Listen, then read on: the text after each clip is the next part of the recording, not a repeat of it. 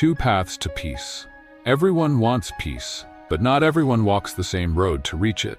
Some seek it in stillness, others find it in strength. Epicurus looked inward and withdrew. He removed the world until there was nothing left to fear. The Stoics walked into the storm and stood. They faced the world until nothing left could move them. Both wanted the same thing, a life that wasn't ruled by chaos, fear, or pain. But one avoided the fight, the other trained to win it. Two maps, two minds, two ways of surviving what life throws at us. And in the space between them, a question waits: which path are you walking? Epicureanism, the art of avoidance. Peace to Epicurus was not something to fight for, it was something to protect. Not through power, but through distance. He didn't tell people to conquer pain, he told them to dodge it.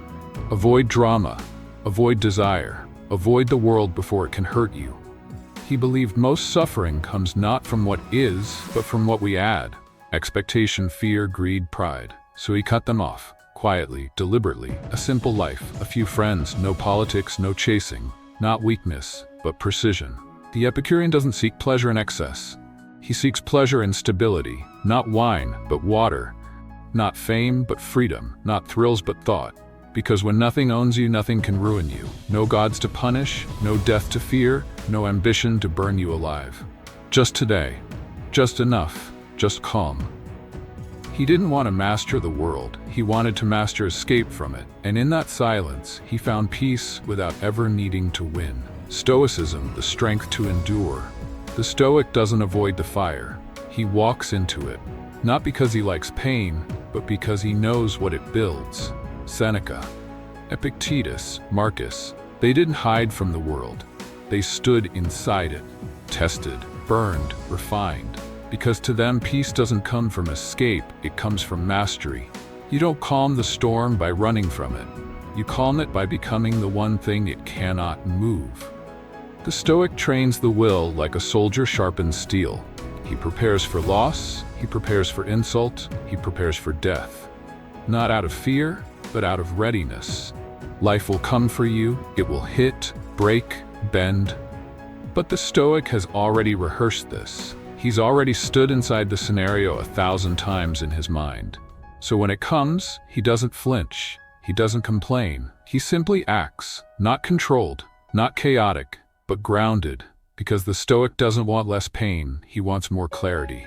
And with clarity comes power, not over the world, but over self. And that is the kind of peace no one can take. Virtue versus pleasure. Every life is shaped by what it sees as the goal.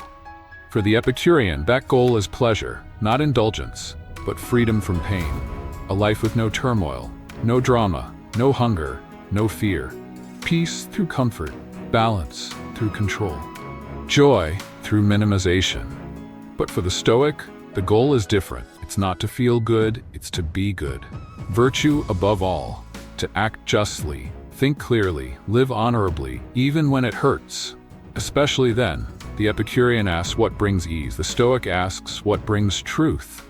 And truth isn't always pleasant. It doesn't soothe, it carves, it breaks illusions, demands responsibility, calls you to rise when your body says fold.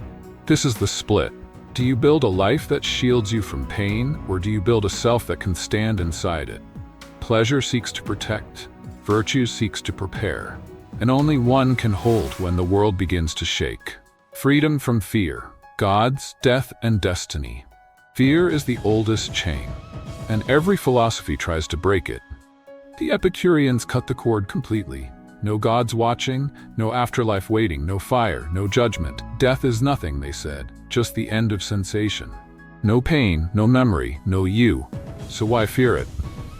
They stripped the sky of punishment and the grave of meaning. Freedom through removal, peace through erasure. But the Stoics, they kept the gods, not as judges, but as order, a divine logic, a universe with reason. They believed in fate, but not as prison, as path, to be walked, to be owned, to be endured without resistance. And death, they didn't ignore it, they rehearsed it, every day, every breath. Memento mori, not to scare, but to clarify. Because when death is real, life becomes urgent. You don't run from it, you meet it. with calm, with courage, with nothing left to prove. Both sought freedom from fear, one by deleting the threat, the other by training for it. And only you can choose which kind of freedom feels more real.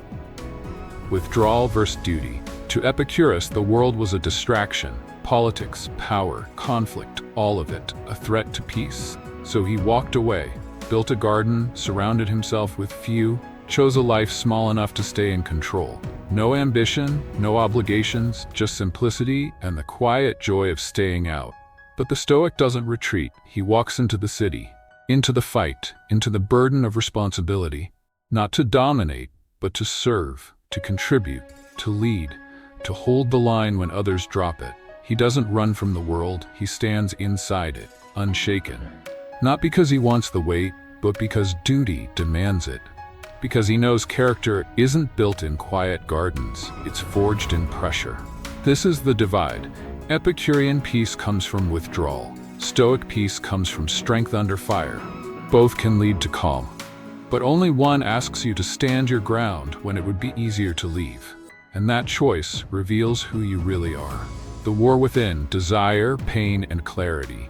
The battle is never just outside, it begins inside, in the pull of desire, in the sting of pain, in the voices that say you need more. Epicurus didn't deny desire, he dissected it, split it into pieces, natural, unnatural, necessary, empty. He taught, ignore what isn't real, what doesn't last, what only feeds the craving. Want less, need less, suffer less. A kind of freedom built through restraint. But the Stoic, he didn't avoid desire, he stood in it. Let it burn, let it scream, let it try to move him, and stayed still. He didn't ask, does this feel good? He asked, does this serve? Not comfort, but clarity.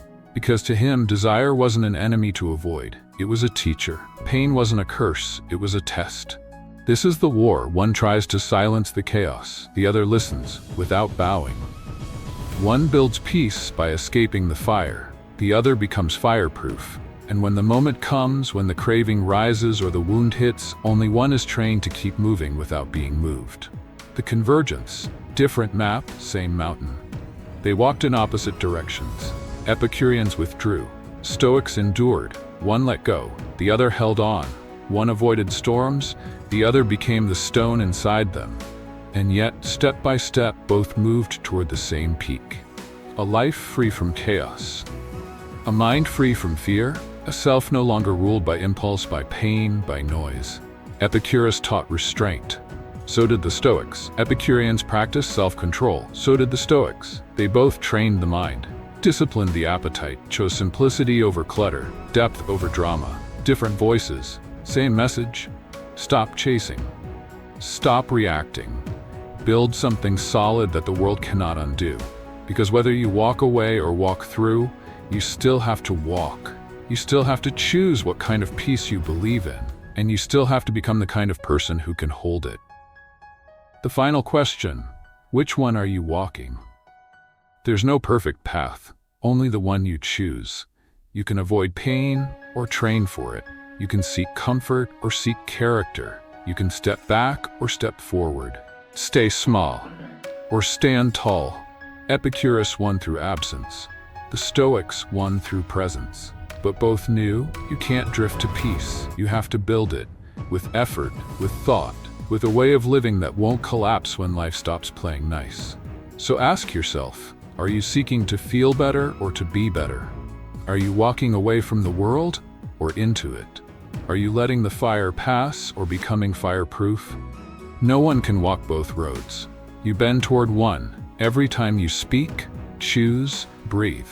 So look down, look at your feet. They're already on the path.